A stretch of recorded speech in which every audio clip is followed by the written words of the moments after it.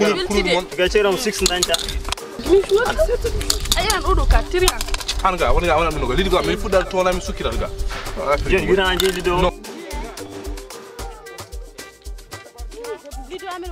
an tona yimbe jo utiliser mo mena la famille garemi walla mona fere gopponde fijirde nde ala ngartam taw ada wawi fidde ada gagno hen khalis dum holno wonirta njata ko Google Chrome bada télécharger application OneIsBet sa pari bada installer application don non ada wawi créer hen compte ma taw ada utilise code promo TOUP 222 odo code promo TOUP 222 sa utilise dum ada jogi bonus 200%. wadde OneIsBet ada wawi tawde ton joueji kewdi gagnoda hen khalis sa gagni men khalis ada wawi retirde dum e banque li wala masrafi e ko nandi hen wadde eden ba wiide OneIsBet ne woni disponible e der leydi meden ande mi do wali la dende njo hebani poftino ande bernde hiri la dende bernde hulani hirtiko e beltino kodo kanga soinara weno tako kodo kewdo dole dillini ande buri madole fima tawa hoita gili pidima to ke gili kadi girodana de Maria filito de Maria kafundu kanye Maria filito de Maria kafundu kanye alami salaki kono mi wawaru kudema ko gelo foda se fanteno bagal kondiam ftota ko so geno fodani it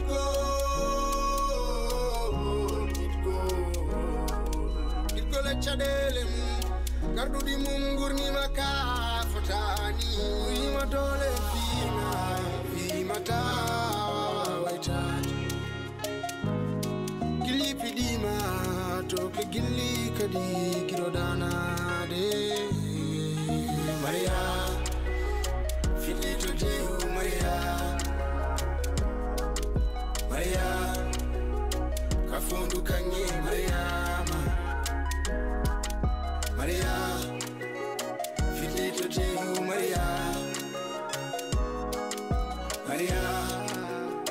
kafundu kanye jama mayda witu barkan ko présentable min est ce que yi kam yo sen yi mam kay wana dum tiidi ana min ko cioftan detten min jiri terme ay say yimu a gidet cikra koy paquet umni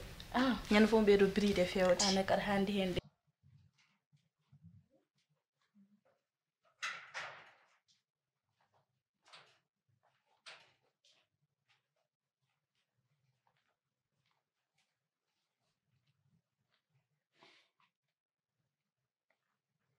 anini je holbini kam kuwon nen famon nen ko dara dame ciuri jena adu nyukkindo ada hero kala da andi ko jewanno wona ko lamdam jilur number wade lamdam ko wañna no wañi onon da mo wala sul jefre ne wañna waje lamdam der wañ a yeddu kalmi ko wona yeddi kalmi ko nen dum joda ka modo accu barta ko nen min ñafo ka kersin nemi nen yes non lana ma ka jofi joni jinda kan takkami min yuma jibin do bada takkami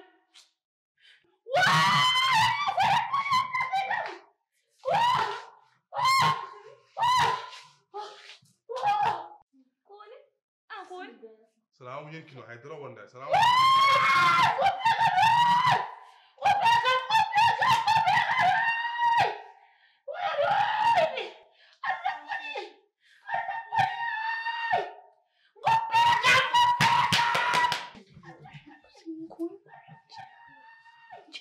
need to do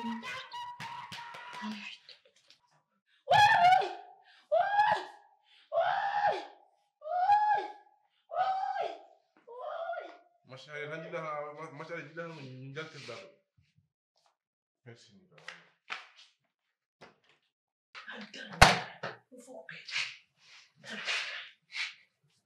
Hamada nenu Hamada ka chama Honi ça va Ijam kani molona kani la secrétaire ça va ça va Arseli kanyum tik ça va Arseli wala tampel tout va bien on a comme quoi o wonto bien no mambe dépose so c'est mari don 2 ou 3 fois jam kalema jam ça si la jum sur le monde ça va Arseli wala tampel cousine tout va bien cousine mi ke wadi mi jattam sinon ça va Arseli wala tampel wolu machallah jaafda ko kewi do ko set ça problème familial mbaɗa seetan nder galleji sinon ça va tout va bien aɗa selli kam hande aɗa dépose mais an machallah cousine aɗa wawi choisirde mon amour cousine ma jiɗɗon yumraba min jiɗi mais ba en tout cas kam ko debbo moƴƴi mais gilɗi saɗa ha joni arani ɗo sénégal tan wonnoma jangga ok wallahi fo jalta kadi ɗumina seeɗa wallahi no woɗi te ko neɗɗo moƴƴi kala no ngari bureau ji mabɓe ɗon machallah mo teddini gueɗe ɗe fof machallah ko debbo moƴƴo bismillah dikel baade on non ok mademoiselle Ba tan nenir mo ko don tan ɗum kadi on adduno dal non faaji adduno faaji min gallodira hande tan wallahi bismillah toppil noon wallahi ayde on ko bugo ya wala problème do kam ko gallamen wallahi do galma bismillah jiɗɗade fof ar Ande miɗo wawi ladde nde mijo heɓani poftinode ande ɓernde hiri ladde nde ɓernde hulani hirdi koye beltino koɗo kanga soynara waynotako koɗo kewɗo dole dillini ande hayo mi dañi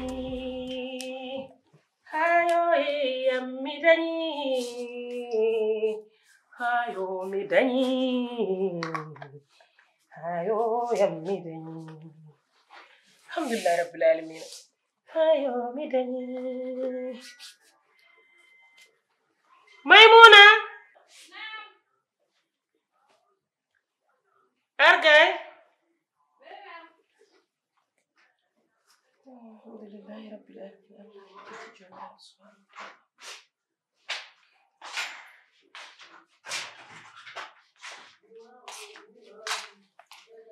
alhamdulillah ay jiri wonno yumma machallah tugal ma yoni ma ay jiri kewi han ko kebara hande gon koye jaɓɓade kawma Soyib hande wonno garal makko kam Soyib no jingol ɗo jaɓɓu ñatangal fo elle gummi ɗo e mendaɓe ɗo e fuuta gummi an kama hirni walla minen tan jiidi yumma e baaba goto mi wukkiti endu tan no muyin mais noddirmani hande ko ha jewten mi rentirma mi jertinma aɗa andi a majjani no way min mboɗo andi miñam jinmi ko ƴoƴa jogoɗa haqqille aɗa wawi haalandemo pamminamo wonde an Maymuna mo hanki o a nattimo hande o tawi noon ene wonde e namdogol e kaldigal needi e netare puntamo cooda haqqille o gujja haqqille o kaliniramo no famirta taw ala bonnedagal min mi yiɗa mbiyeɗa mi yiɗa mbaɗeɗa majjani ni no way min ga yiideni kam ɗum tan o asali ko kewɗo haala min haala mo kam wa supportude ma e seere ga yo gasi yoru ko war mo tan andu hoore ma tan nehoɗa netoɗa ay neɗɗo ene funta mo warata ene funta barowo ɗum min woni ko heɗota homi ni o heɗota homi ga kalɗo fu ne jaɓɓo wona nonon ɗum ha heddi min liggin haqqille ma o liggin ɗo badda hen teyre ma waɗ ko jiɗɗa ko Amadou addu yimma enen kay joni jooɗi enen tan ko jonde makko mijo heɓani poftinode ande ɓernde hiri ladde nde ɓernde hulani hirdi koye beltino koɗo kanga soynara waynotako koɗo kewɗo dole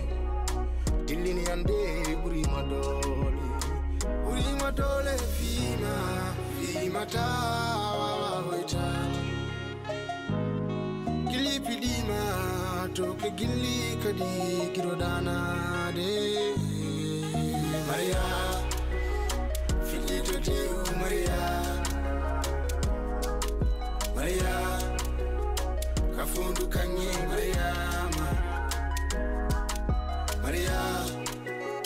Filito Dio Maria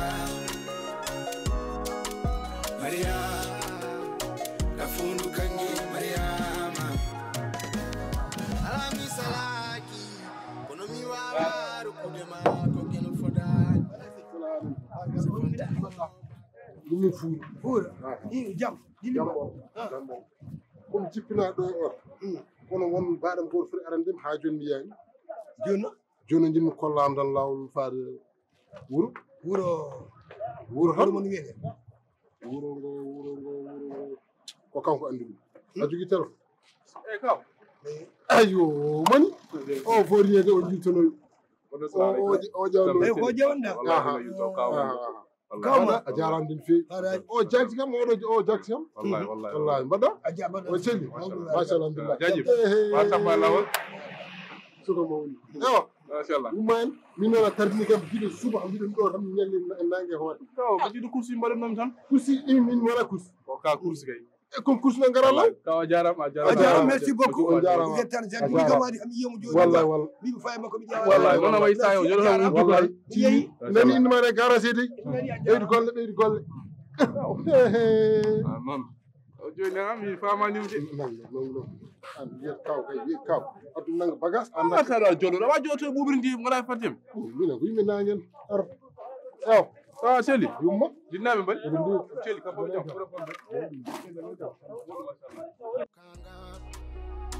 Soinara waynotako koɗo kewɗo doole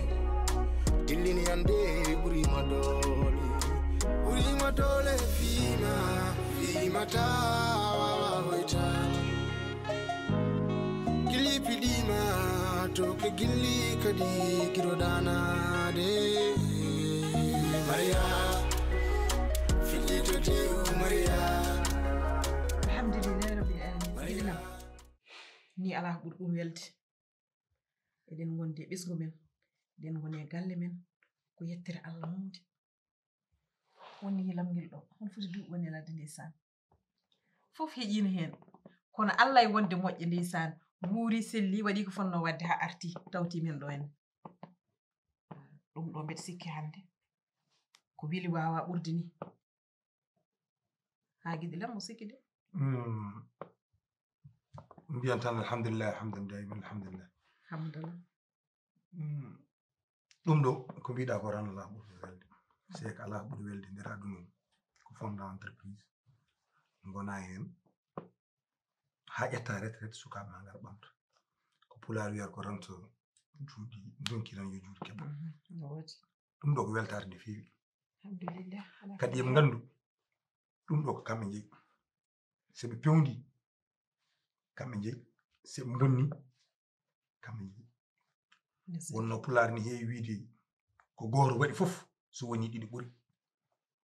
kono kamɓe ɗiɓɓe fof keɓe sukaɓe kamɓe ɗiɓɓe fof mbiɗa horsiniɓe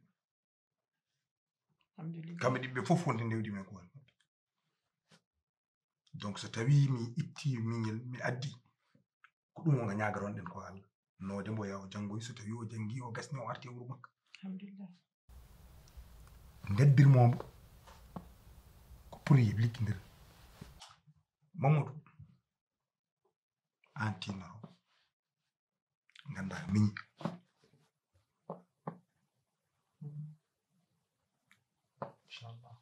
donc miñi gaddimi yo wallidir e ma min ga ko weltare am bay comment miñam d'après tout ce temps chat à un moment donné mi sentir ɗum gurdam no waɗi espace et puis place mo kanko wonno et surtout là o wari hande pour liggidade vraiment ko weltare en plus machallah yalti découvrir l'autre expérience et puis donc hande o ari pour exploiter ɗum ɗo et vraiment c'est ko affaire goto ganduɗa ça me touche mi ɓooyi fadde ɗum nak haddoro mi alano possibilité no kaliran mami walla mi andano est ce que kanko koye toagne makko bokkuno wiide mi ummoto woni ɗo arɗo walla min gère ɗo entreprise parce que après tout c'est la famille kala kamin mbawi waɗa ko onon on bari on dokki amen donc minen min badal min dokka aroɓe mais bon peut être ko hande tan jogimi opportunité haalande ɗum et puis kadi Allah waɗi ɗum woni ko wonno e hakkille ma mais vraiment ko weltare teggidade ma tu vas lire l'air minen kadi c'est un plaisir partagé pour moi so tawi kadi neɗɗo yihi janngoyi ha ari hokkam une certaine responsabilité rek c'est parce que honko wawi en tout cas je m'y attendais pas mi fadano ɗum ɗo fof mais bon ce n'est que normal aussi jawdi bamma ko jawdi ma donc franchement min pori wawde tan wadde hen ko min mbawi ko fof ko min mbawi ko min mbawa min mbaɗa hen et min aussi je serai derrière mon frère parce que mbeɗa andi ko waɗe entreprise ko ne heewi machallah ko wi kam min waɗ fof ko ɗum woni ko mbaɗanmi et tout parce que mbeɗa andi ko kanko adi kam hen kanko ɓuri kam hen kadi jogade expérience et tout c'est vrai que mbeɗa yiya liggey makko e retour makko et tout peut être que récemment rek o fuɗɗi ha gueɗe seeɗa mais hay ɗum ni ko hen jeeya minema on se connaît eɗen gandotiri plus comme avant haalama comme avant holɗum an ti reste toujours un grand frère ɗum mbeɗa andi ɗum c'est raison pour laquelle tu dois me respecter mi respectani mo aɗa andi min an tan respecte machallah en tout cas je t'aime bien c'est ça je sais Aïssa wiyan kam noon et puis tu es trop fan de moi aɗa ko jinmi haalande kam so ɗum ɓenni jinmi ko cansanami latam oɗo ƴewnami lati mo gandanɗa hoore ma taw somi waɗi ɗum tottuma haalisam noon woto sikku ko mbiɗumi yaw so nam haalisam tottanma sa wi sore mi ala codde ɗon ma sabi ngara ko an ni wona ni ponnoɗa wadde hande kawmane ara fonno ñantade ha jooɗa kam beltina assalamu aleykum hayo salamu aleykum hayo wuro welidade jarama maɗon hayo hayo so yimmiyam hayo so yimmiyam hayo so yimmiyam hayo ma no bandiraɓe men hayo bukol kam mbarano liggoro ɗoftal foni bisimilla kaw mbaɗo e so i jottu dow jottu dow ala yeron to weddi sakko ni ko luɗɗu ay mbaɗa en bokko jottu dow jottu waɗira ko no jooɗe wayataji sibu Allah komi ñaagui ɗo wayata ko koɗɗum hakkude miñiraɗo e mawdiraɗo mbaɗa noon mawɗum oɗo selli alhamdulillah debbo de mo woni misor maɗa woni ay sabar kawhe foof amadou mi nerani min fofti ummo addan kawma ndemi walo ndemi jeeri garte teɗi ummo adduno e kawma ndiyam yara ummo gila mboɗo ɓela ko dañɗen ɗon ko ɗon ko fof mi certe yeweyani ma ye e puis ɗiɗo ɓoggi no moƴƴi ɓuran ɗi de so yibu ɗum ɗo ko morol sukaɓe ɗa haala no moƴƴi ɓotima gol maɗa jaɓa bisimilla ma mbahe no mbaɗɗa e tampe machallah ino jinnaɓe men no mbaɗi seli kaw irguel no waɗi irguel nan ɗon omo seli ɗum koy hi ala ɗum ko holko woni on ɗum jarto ndiyam o addanma miñiraguelam on cellata ɓe ko a litre jaɗa adde pot dalle walla pot 12 bata joyi kawe ɗum aɗo de ko veru yarta heɗo hen watko wima watko wima ko rewɗo e fenedam he rewɗo e fenedam he mbimi ay kalano an hande ko arema mi ko ɗum ma réglu a régla ɗo règle yummo ko règle sohla jaɗi eyyi an waɗi mum an ɗacciri mum min aɗa andi meeɗa mankudema respect meeɗa waɗi ene woodi gasi kono aɗa andi aduna hande o ko coppi gardi guertoɗe ndewi hen guertoɗe min komin gori sofu arata ko min komin gori ɗum de mawo addani ko jiɗɗa ko tan so yiɓe miñam bisimilla ma jooɗɗa poftoɗa min jaɓi e ni amadou ni aɗa andi mi kaw min an nihi kam ɗo de mbayranoma aɗa andi kalduɗen nen an tampinno kami gurdamam an tampinno kami gurdamam ƴetta tan mbimami mbiya yomi aw mi awrana kecam fo yoora dutto mi rutto kadi mi wekka hoorema a feeway aɗa andi min komi fuutanki ɓi fuutan komi pullo ɓi pullo ay mo acci ngol mum acci ngal mum jaggal cananal wallahi yoolo bone ɗum fof anno ka joho mi anda ko hikka walla mo wuuri fuura e yumma ɗum a sertata mi haala mama Allah tonku mais mo feccunɗa o e men mo juuno wona gooti so yiɓe miñam ay ngol ɗo ɗum ɗo ko sañaade wiyete ko bajjol danegol aɗa waɗi bajjol goron waɗi bajjol danegol ɗum ɗo ko bajjol danegol ɗe ko paɗe marakis kaw bajjol kiitugolori babane ɗum koye ala annen soyi ko annen a hotat ɓuri wi noon baade wona mi wima yahat ƴeew moƴƴi a regla min de kaw ɗum ɓuren kam ni so ɓurnoma nder dagilon fami gin mbinum yo ara o gadda ɗum mbaw men holka wawa hen so haali nene wiyo yahara ko mbaw men yumma haalno yumma ko mawɗo kono toon omo andimi no feewi ayi joni no haalimama haala waaloji fof gueseji fof toppitiro yumma feewi walla feeway mi dañi belama gandanɗa hoore ma ina jogui to fuɗɗi kono alata haali saabu min fadano ɗum ema an ka jam fiiɗo ndeket ɗon mi winom noon tan winom ko juutko e dabbo ko onon jeeyi no wini son moƴƴini koye mon son bonni bonnan ɗon koye mon ƴeewe no wayni ɗum ɗo joni ko yeru mette ɓesguji mon janggal ngar onon kadi lumtiyo mon nde taw ɗon wiyes doole donkiyo doole keɓɓa ɗum noon ko yettere Allah mawde ɓeyde yettude Allah won jibinaɗa ari ala ko tawi wadde gande ko dañɗon koko Allah waɗani mon ɗum ndisan ɓen ɗon kadi ko noon tan yo Allah waɗan men jaɓ enen fof alhamdulillah tinne donc en noon tan min mbeɗen nattoy donc tinne ɗe tan problème ene ngal koyen poti yewtude minen moom accimon ɗo ko heewi oto ɓiyamo de a accanomo alors qu'est ce que gadduɗa frère haydara mi addanani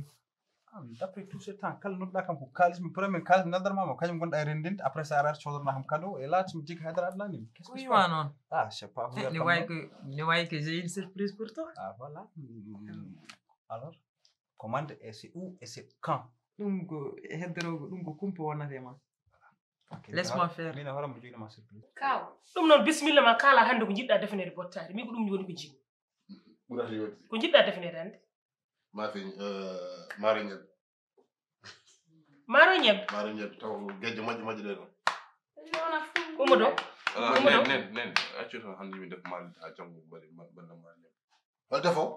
mbimi yo accu hannde déjà ɓe duggi ha pari accu waɗama maaliɗe hannde janngo waɗama maali ñebbe mbero ala an patrangagal ma fof ala firgo he kawma wi ko maaro e ñebbe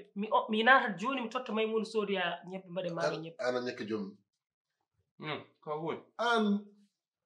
hande duuɓi tati e reyam ara an hay galle ma wawa seeɗa kaw hokkam poto min kam mbe yaha mbe naccaɗa sabaɗi perte ɗumir fuu waddata e haala kew yaha canzata ƴoƴ galle ko gorko jeeyi ɗum Allah waɗa taw duuɓi ɗi jogiɗa anani an a hirsini kam so e miñam bisimilla ma ba mi yaha joni mi addoya ɓe ƴeewa ƴewude maaro ñebbe min an no mbaɗani ni welimi an min wannoma amul donc ɗayi an noon aɗa ɗayino noon aɗa andi kam waddirman ko sababu won gorko zer galle joni poftiɗa ɓurata yo wadde kono tinno hoore ma noon ndeko wari noon koye kawma fof noon ɓaggade de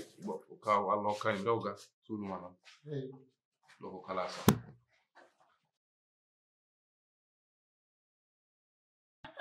ewa ça andi moom potuyam kam d' après tous ces années mo ganduɗa toon ko jangdaran wonama toon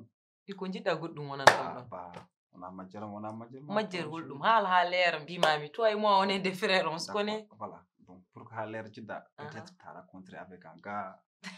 moins bien que moi soit disons parce que oɗo aduna a wawa dañde gorko ha ɓuura wonde bien parce que je suis ton frère je suis comme personne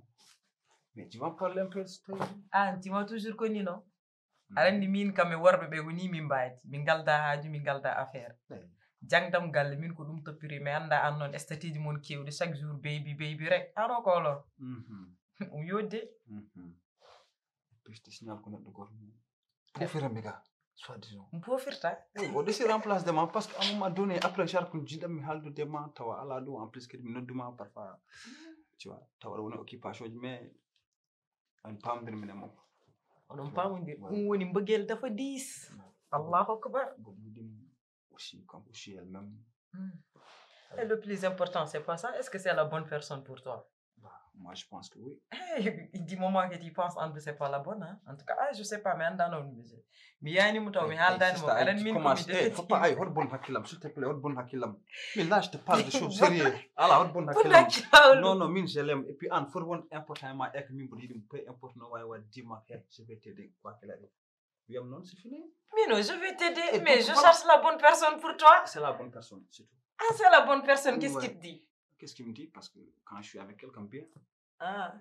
quand tu es avec elle, tu es bien. Je suis bien. Ah, boy, tu as dit de. Sauf si que une chose quoi. Ah. C'est personne de me sait, on dit les vieux.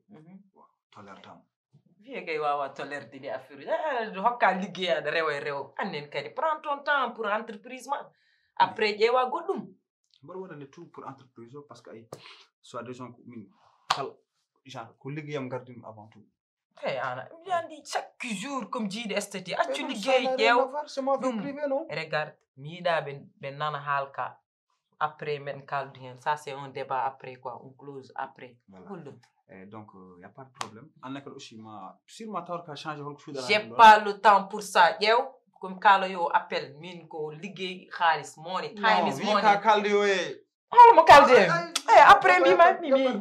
après. Mino aron kam jalto ha. Saidi janen. Nice. Ah, sister.